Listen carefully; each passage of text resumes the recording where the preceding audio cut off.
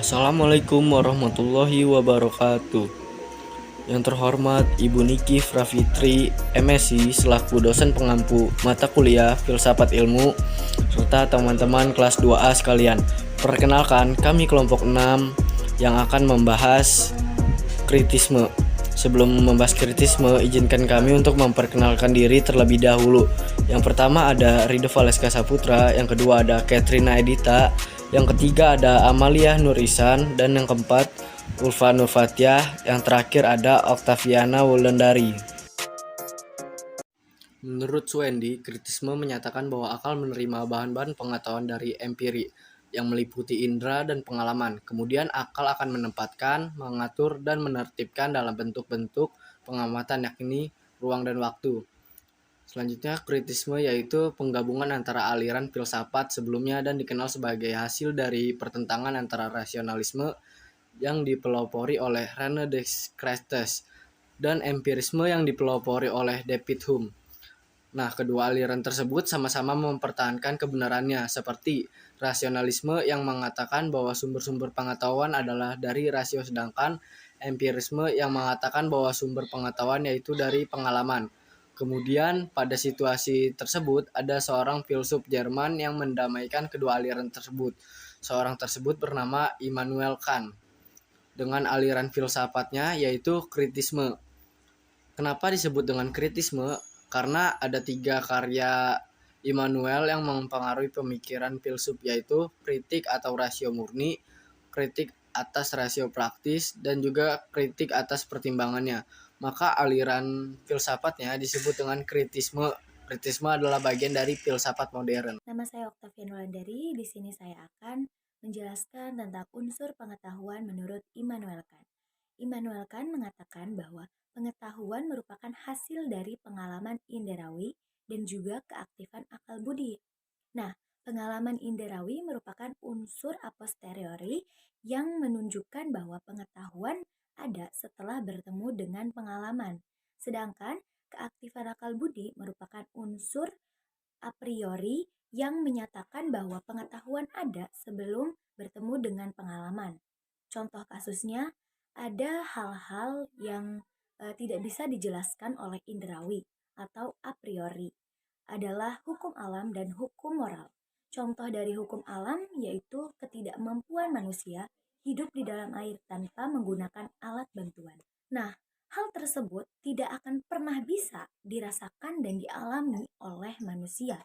Karena sebelum seseorang itu membuktikan dan mengungkapkan kebenarannya, mereka sudah meninggal terlebih dahulu sebelum mengungkapkan bahwa kita memang sebagai manusia tidak akan pernah bisa hidup di dalam air tanpa menggunakan alat. Mungkin orang lain bisa melihat kita secara nyata dan juga secara fakta bahwa memang kebenarannya adalah kita tidak akan pernah bisa hidup di dalam air tanpa bantuan alat. Namun, seseorang hanya bisa mengetahui tanpa merasakannya. Jadi, contoh kasus tersebut merupakan unsur a priori karena unsur a priori ini merupakan pengetahuan ada sebelum bertemu dengan pengalaman.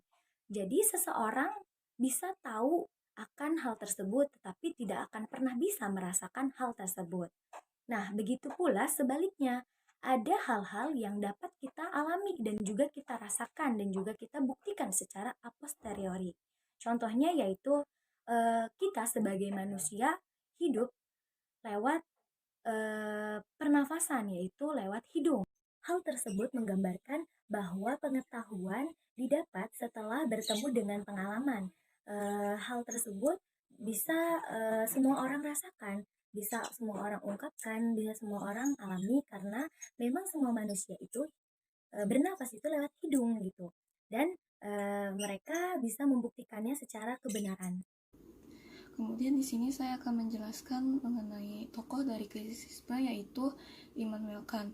Aliran pemikiran kritisisme diungkapkan oleh Immanuel Kant. Dia lahir di Königsberg di Prusia atau Kaliningrad, Rusia tahun 1724.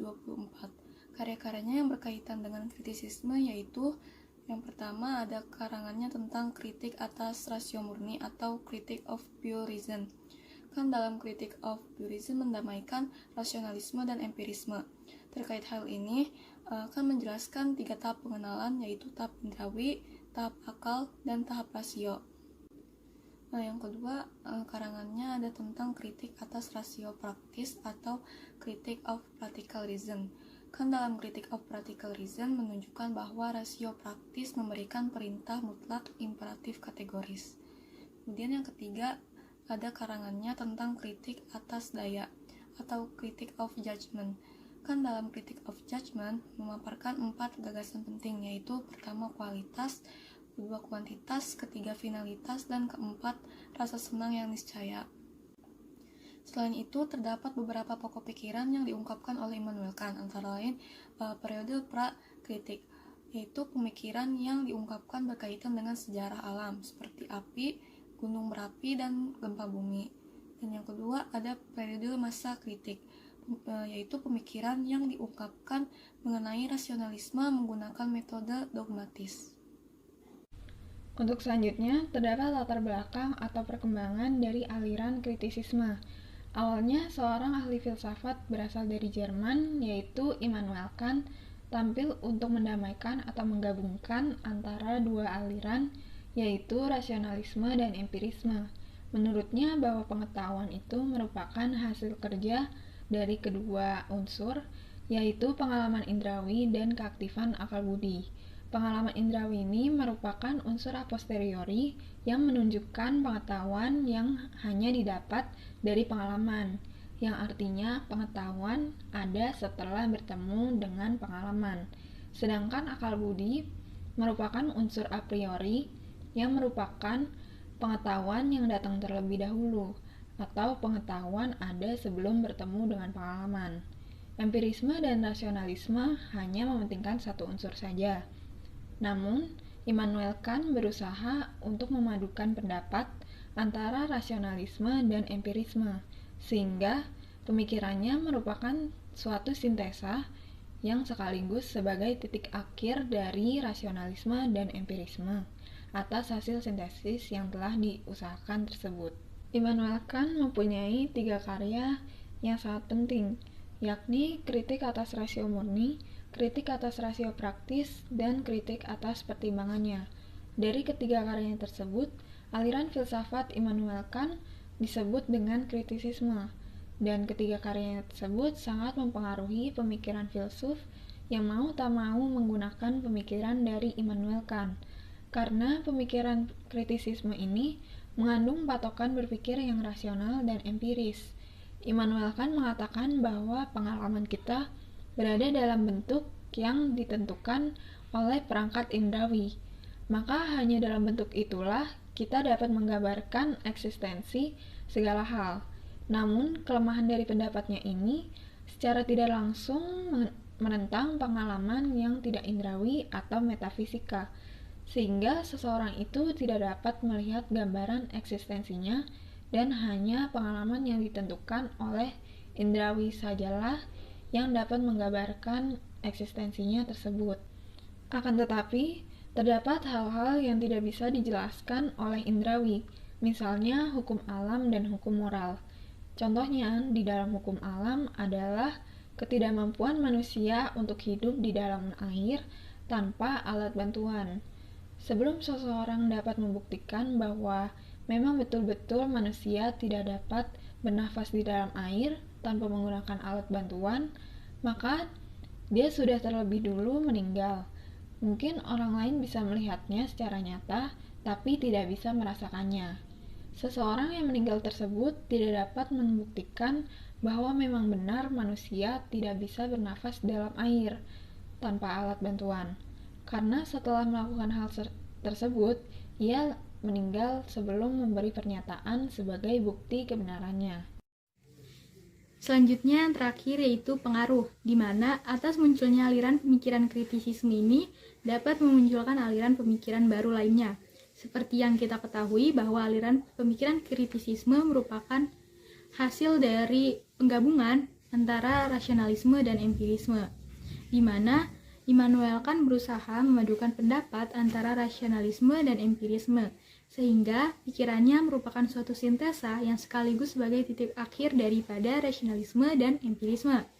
Nah, atas hasil sintesis yang telah diusahakannya ini, pada perkembangan filsafat selanjutnya dapat terpecah lagi dengan munculnya aliran pemikiran baru, yaitu idealisme modern dan positivisme, dengan tokohnya masing-masing.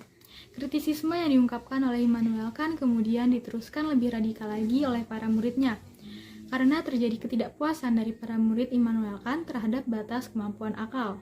Hal tersebut karena mereka berpikir bahwa akal murni tidak akan bisa mengenal hal yang berada di luar pengalaman.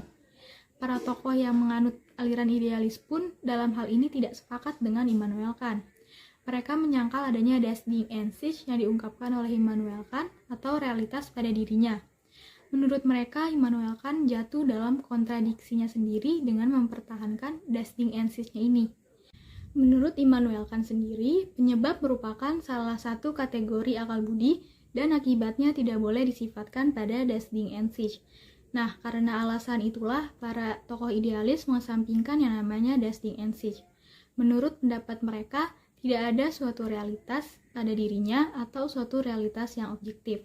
Menurut buku karya Sandy Herho tahun 2016 di halaman 9 disebutkan bahwa dunia fenomena berbeda dengan dunia nomena, yang mana merupakan dunia pada dirinya sendiri yang disebut dalam bahasa Jerman sebagai das Ding und sich, yang berada di luar perspektif kita. Sesuatu dalam sesuatu itu sendiri berada melampaui pengalaman kita.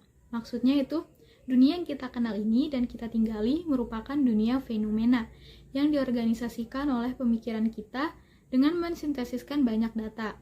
Contohnya yaitu, jika kita melihat sesuatu, maka sesuatu tersebut ada karena dapat disentuh dan diorganisasikan dalam pikiran.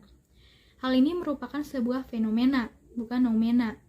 Immanuel Kant mengandaikan bahwa suatu benda dalam dirinya sendiri berada melampaui pengalaman kita. Nah, membicarakan segala sesuatu di luar pengalaman kita merupakan omong kosong, karena perspektif kita tidak akan pernah mengetahui yang namanya das Ding und sich.